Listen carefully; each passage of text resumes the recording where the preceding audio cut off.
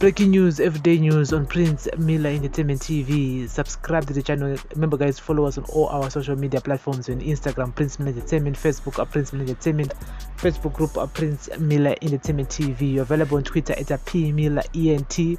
Today is the 13th of April, 2022. So, guys, here's the latest regarding to the Patriotic bill. Yes, President Emmerson Mnangagwa's ruling as Zanu PF Party purportedly plans to fast-track a controversial law that would punish citizens deemed unpatriotic. The National Assembly last week adopted a motion calling for the crafting of the Patriotic Bill, whose draft was accepted by government in October 2020. The proposed law will criminalize and impose stiff penalties on private correspondence by what we termed as self-serving citizens with foreign governments or an officer or agent.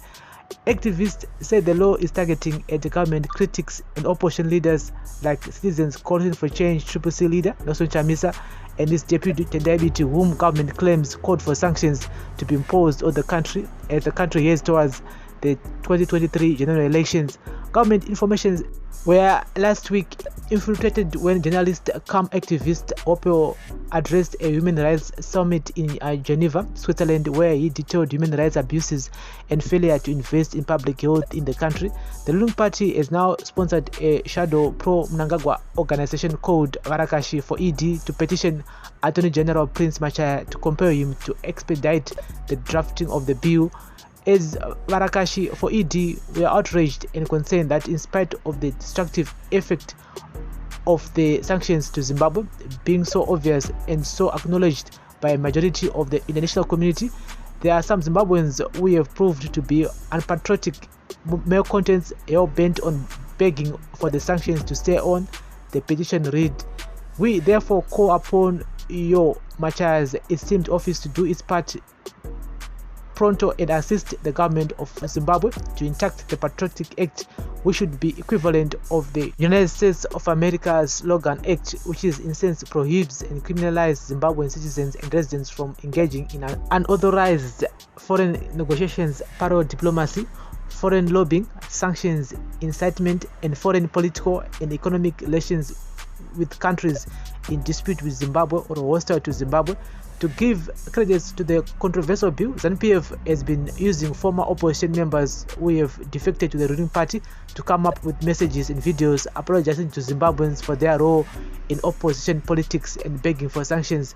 This include National Peace and Reconciliation Commission Commissioner Obert Kutu, former MDC legislators Tongai Matutu and Gabriel Chaiva, who have frequently churned out videos accusing the opposition of begging for imposition of sanctions. During debate on the motion to enact the bill in Parliament last week, Umzungwane MP Levi Mahlome, Zanu PF, said calling for sanctions was a threat to national security. In my view, that is a security threat, and whichever way one looks at it, calling for sanctions is actually a threat to national security. There is to be a legislation to guard against the threat to national security, he said. Zanu PF National Assembly Chief Whip Popurai Togarapi yesterday said that the bill would be brought before Parliament as soon as the process by the executive were completed. There have been around 10 motions by MPs agitating for incitement of the Patriotic Act. The recent debate in Parliament was instigated by a petition by an organization called Zimbabwe Anti-Sanctions Trust. The motion was adopted and we expect Justice Minister Zambi to bring the bill as soon as possible, Tokarapi said. Observers said the motivation of the proposed law was the desire to target opposition players. It is clear that the motive of that bill is, and who is likely would be victims are, any legislation that is intended to suppress freedom of speech is undemocratic and counterproductive. Metalusi Moyo, a political analyst, said it is clear the bill is meant to curtail criticism of the authorities by opposition agents. Not liking or liking a regime has nothing to do with nationalism. A party in power and its alternate systems and practice are not the nation. Unfortunately, that distinction has been overlooked. And the political analyst F. Ngube said the whole intention is to close down the little that remains of the democratic space and silence voices in the run-up to the 2023 elections. Zanu PF is not assured of victory in a free and fair election where all voices are allowed space. Therefore, the Patriotic bill is going to be used to undermine the ability of the opposition parties and civil society organizations to function. Political analyst Farai Magu said Mnangagwa's administration risks to reverse the progress made since his ascendancy to power in November 2017. The bill in its current state has many grey areas that may result in it being misinterpreted and weaponized to stiff civil liberties and mutilate constitutional rights. It will be a huge dent to the new dispensation, whose birth was welcomed as the beginning of a new chapter for human rights in Zimbabwe. Fast-tracking it will create impressions that it meant to further close civil space ahead of 2023 elections, Mago said. And so guys, that's the latest here regarding to the Patriotic bill, and they want to fast track it so that they will make it as a law, and which will criminalize anybody who will speak bad about Zimbabwe, whether uri South Africa, uri Botswana, uri Zambia, kungoti hey, Zimbabwe this, Zimbabwe that, Zimbabwe that, Zimbabwe this, ponodzoka chete and this comes after Hope went to Switzerland and addressed human rights summit in Geneva, where he detailed human rights abuses and failure to invest in public health in the country.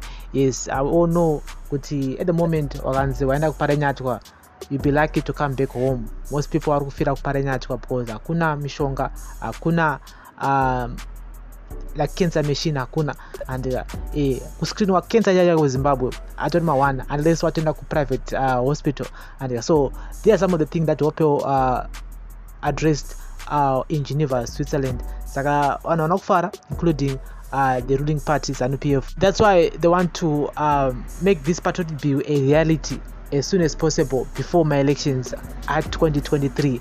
But if you listen to what Hoppe said in Geneva, Switzerland, each word, I mean, the man didn't mean his words towards the abuse of human rights in Zimbabwe. At the same time, the condition and the situation in the public health system in Zimbabwe, which is mushe, and maternity wards, and how many pregnant women are dying each and every day due to lack of Shokshandisa. At the same time, Nyayama doctors who are now living to other countries. So guys, this is daily news, breaking news, everyday news on Prince Mila Entertainment TV. Remember guys to like, share, comment and follow, and turn on the notification bell so that you won't miss any of our new uploads that we do upload on this channel each and every day, each and every hour. This is daily news, breaking news, everyday news on Prince Mila Entertainment TV. Bless up.